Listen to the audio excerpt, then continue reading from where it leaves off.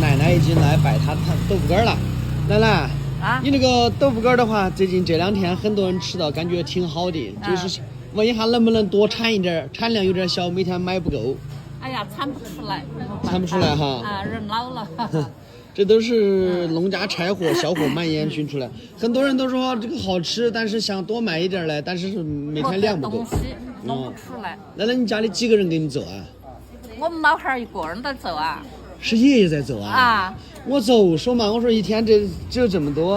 我要有年轻人噻，我一天我们那几年是一天100多斤呐。是的啊，所以说145啊。咱们想吃大块呢，有大块；想吃小块有小块，都是这种农家柴火蔓延熏出来的。想吃的抓紧时间来我直播间。